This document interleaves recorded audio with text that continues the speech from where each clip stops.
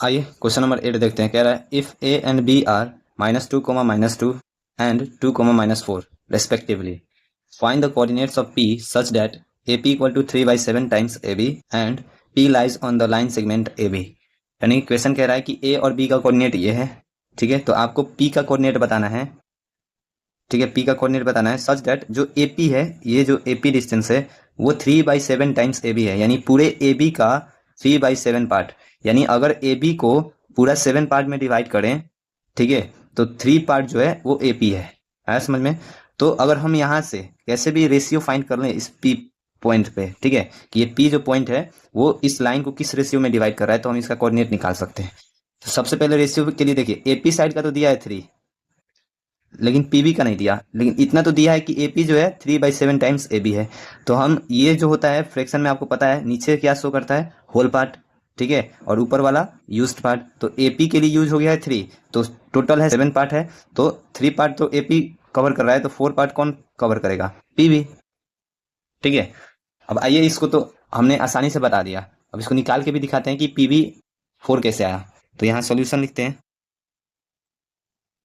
देखिए A B को हम क्या लिख सकते हैं, A P plus P B, यानी ए बी, पूरे ए बी डिस्टेंस को 2 भाग में लिख सकते हैं ना, A P plus P B, ठीक है। तो अब यहाँ से आप लिख सकते हैं A B equal to, A P को आप 3/7 टाइम्स ए बी लिख सकते हैं। यहाँ पे A P equal to 3/7 A B दिया है, तो यहाँ ए पी की जगह 3/7 ए बी लिख दिए, और हमें पी बी निकालना ही है, तो पी बी को वैसे ही रखते हैं। तो अब यहाँ से पी बी इक्वल टू, इसको इधर लेके आते हैं, तो A B -3/7 A B equals to P B, ठीक है। तो यहाँ एलसीएम लें तो 7 और 7 A B -3 A B equals to P B.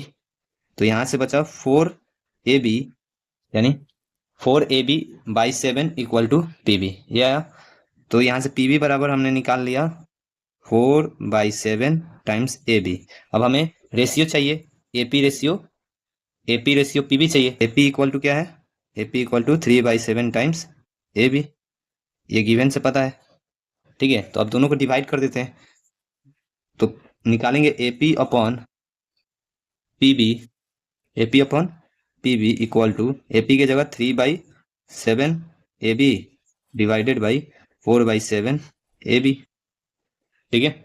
और यहाँ से 7 से 7 कैंसिल, ए बी से ए बी कैंसिल, बच गया। तो मेरा A P upon P B जो है वो 3/4 आ गया, ठीक है। और इसी को हम लिख सकते हैं A P is to P B equal to 3:4, यानी रेशियो मेरा 3:4 आ गया, जो कि हमने पहले ही बताया था शॉर्ट में ही। ये total 7 part A B divided है 7 पार्ट में, तो 3 पार्ट ए पी का है, तो 4 पार्ट पी बी का होगा, तो जो कि वहां पे आ गया है, ठीक है। अब चलिए कोऑर्डिनेट निकालते हैं पी का। एक्स कोऑर्डिनेट ऑफ पी कैसे लिखेंगे, तो लिखिए x coordinate of P equals to, तो दोनों का एक्स कोऑर्डिनेट का यूज करेंगे, तो ये 3 जो होगा बी के एक्स कोऑर्डिनेट से मल्टीप्लाई होगा, और 4 जो होगा वो -2 यानी ए के एक्स कोऑर्डिनेट से मल्टीप्लाई होगा। तो यहाँ लिखेंगे 3 × 2 प्लस 4 × -2, ठीक है, divided by sum of ratio 3 + 4, यही तो सेक्शन फॉर्मूला होता है, ठीक है। इक्वल टू, यहाँ से लिखे 6 - 8 डिवाइडेड बाई 7, और ये निकल के आया -2/7, यानी एक्स कोऑर्डिनेट ऑफ पी क्या आया, -2/7। वैसे ही वाई कोऑर्डिनेट निकालते हैं, तो y coordinate of P equals to, इस बार अब दोनों के वाई कोऑर्डिनेट का यूज करेंगे, तो 3 × वाई कोऑर्डिनेट ऑफ बी, यानी 3 × -4 plus 4 × y coordinate of A -2, 4 × y coordinate of A -2 divided by sum of ratio 3 + 4। तो यहाँ से वाई कोऑर्डिनेट क्या आएगा, यहाँ से जो वाई कोऑर्डिनेट आएगा -12 और -8 डिवाइडेड बाई 7, जो कि -20/7 आया, ठीक है। तो सो कोऑर्डिनेट्स ऑफ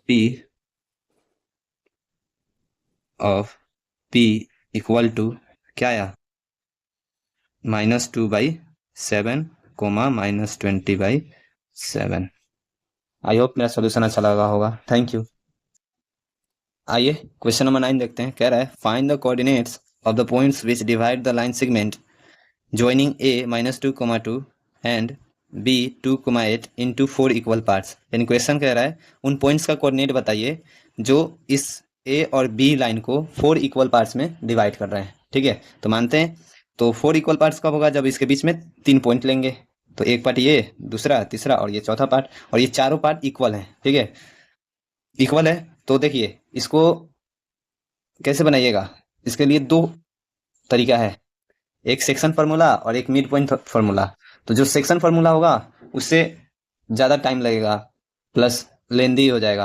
आया समझ में? एक एक करके यहाँ रेशियो निकालिए, फिर उसको सेक्शनली डिवाइड करके पी का कोऑर्डिनेट निकालिए। उससे अच्छा है मिड पॉइंट फार्मूला। ठीक है, उसका यूज करके ये देखिए कितना जल्दी बनेगा। चलिए हम मिड पॉइंट फार्मूला से बनाते हैं, आप सेक्शन फार्मूला से ट्राई कर लीजिएगा घर पे। ठीक है, तो चलिए सोल्यूशन देखते हैं। सॉल्यूशन, सबसे पहले हम क्यू का कोऑर्डिनेट निकालेंगे। ठीक है, क्यू देखिए जो ए और बी है उसका अगर मिड पॉइंट देखें तो क्यू होगा, क्योंकि देखो क्यू के इधर 1 2 यानी 2 पार्ट्स, क्यू के राइट में भी 1 और 2 पार्ट्स। ठीक है, तो इसलिए क्यू जो होगा वो ए और बी का मिड पॉइंट होगा। तो सबसे पहले हम क्यू का कोऑर्डिनेट निकालते हैं। तो x coordinate of Q equal to sum of x coordinate 2 -2 divided by 2 that is 0। ठीक है, यानी एक्स कोऑर्डिनेट ऑफ क्यू क्या आया? 0। वाई कोऑर्डिनेट ऑफ क्यू निकालते हैं। Y coordinate of Q equals to, दोनों का वाई कोऑर्डिनेट 2 और 8, तो 2 + 8 by 2 that is 10 by 2, cut क्या आया? 5, यानी वाई कोऑर्डिनेट क्या आया? 5। तो यहाँ से कोऑर्डिनेट्स ऑफ क्यू क्या है? तो यहाँ लिखिए सो कोऑर्डिनेट्स ऑफ क्यू जो है वो 0,5 हुए। ठीक है, अब निकालते हैं हम पी का कोऑर्डिनेट। ठीक है, क्यों? देखिए अब क्यू का पता चल गया ना 0,5, तो पी जो होगा ना ये ए और क्यू का मिड पॉइंट हो जाएगा। क्योंकि अगर ए और क्यू को देखें तो पी के राइट साइड में 1 पार्ट, पी का लेफ्ट साइड में भी 1 पार्ट, तो ए और क्यू का मिड पॉइंट हो गया पी। तो यहाँ से पी का कोऑर्डिनेट निकालते हैं मिड पॉइंट का यूज करके। नाउ यहाँ ड्रॉ भी करके बता ही देते हैं। ए -2,2, क्यू 0,5 और बीच में है पी, तो पी का कोऑर्डिनेट निकालते हैं। चलिए एक्स कोऑर्डिनेट ऑफ पी लिखिए। एक्स कोऑर्डिनेट ऑफ पी जो होगा 0 + -2, तो -2 बाई 2 दैट इज -2 बाई 2 यानी -1, यानी एक्स कोऑर्डिनेट ऑफ पी क्या है? -1। और वाई कोऑर्डिनेट ऑफ पी जो होगा इन दोनों का वाई कोऑर्डिनेट तो 2 और 5, तो 2 + 5 बाई 2 दैट इज 7 बाई 2, यानी पी का एक्स कोऑर्डिनेट आया -1 और वाई कोऑर्डिनेट आया 7 बाई 2। तो लिख लीजिए सो कोऑर्डिनेट्स ऑफ पी इज क्या? -1,7 बाई 2। ठीक है, अब हम निकालते हैं पी का निकल गया, क्यू का निकल गया, अब बच गया है आर। तो आर देखिए यहाँ पे क्यू है और यहाँ पे बी इस बार, और इन दोनों के बीच में था आर। ठीक है, इन दोनों के बीच में है आर, तो क्यू का कोऑर्डिनेट तो 0,5 निकाला ही गया है, बी का कोऑर्डिनेट गिवन ही है 2,8। ठीक है, तो यहाँ से आर का कोऑर्डिनेट निकालते हैं। तो एक्स कोऑर्डिनेट ऑफ आर जो होगा वो इन दोनों का एक्स कोऑर्डिनेट का सम 0 + 2 बाई 2 दैट इज 2 बाई 2 1 के बराबर आ गया। ठीक है, और वाई कोऑर्डिनेट ऑफ आर जो होगा इन दोनों का वाई कोऑर्डिनेट का सम, तो 5 + 8 डिवाइडेड बाई 2 यानी 13 बाई 2। ठीक है, so coordinates of R is 1,13 by 2। देख लिए कितना आसान था मिड पॉइंट फार्मूला से। आई होप मेरा सोल्यूशन अच्छा लगा होगा। Thank you. आइए क्वेश्चन नंबर 10 देखते हैं। कह रहा है find the area of a rhombus if its vertices are 3,0, 4,5, -1,4 and -2, -1 taken in order. यानी क्वेश्चन कह रहा है कि इस रोम्बस का एरिया बताइए यदि कोऑर्डिनेट्स ये गिवन है तो, और इन सबको ऑर्डर में लेना है। ऑर्डर का मतलब पहले भी बताए थे, जैसे ए बी सी डी ये नाम ऑर्डर में लिखा है, वैसे ही ए का कोऑर्डिनेट अगर ये ले रहे हैं तो बी ये होगा, सी ये होगा, डी ये होगा। ये नहीं कर सकते कि ए इसको मान लिए तो बी इसको, फिर सी इसको, फिर डी इसको, ऐसे नहीं कर सकते। ऑर्डर में, यानी ए ये है तो बी इसके बाद वाला ये लेना है, ठीक है। चलिए क्वेश्चन बनाते हैं। तो आपको पता है कि एरिया ऑफ रोम्बस क्या होता है? एरिया ऑफ रोम्बस जो होता है हाफ इंटू d1 इंटू डी2 होता है, हाफ इंटू d1 इंटू डी2 होता है।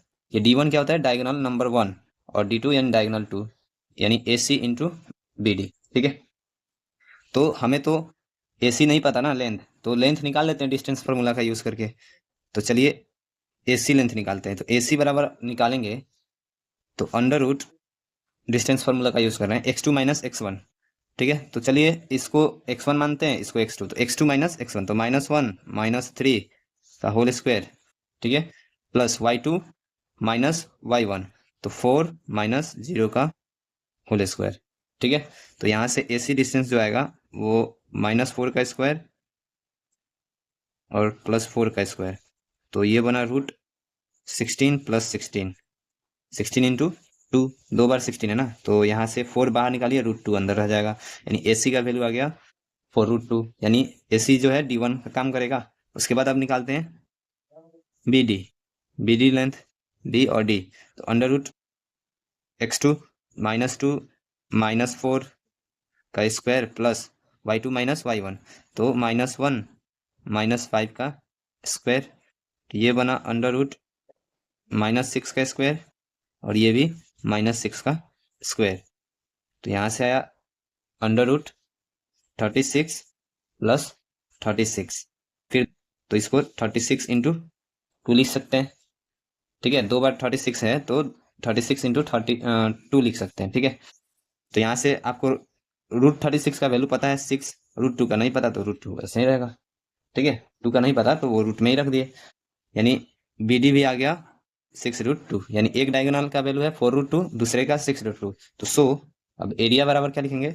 सो एरिया बराबर हाफ D1 की जगह 4√2 इंटू D2 6√2, तो 2 से ये 4 कैंसिल 2 बार में, यहाँ देखिए 2 इंटू 6 तो 12, और √2 बन जाता है, तो ये बन गया 12 2 24 स्क्वायर यूनिट, ठीक है। आई होप मेरा सोल्यूशन अच्छा लगा होगा। Thank you.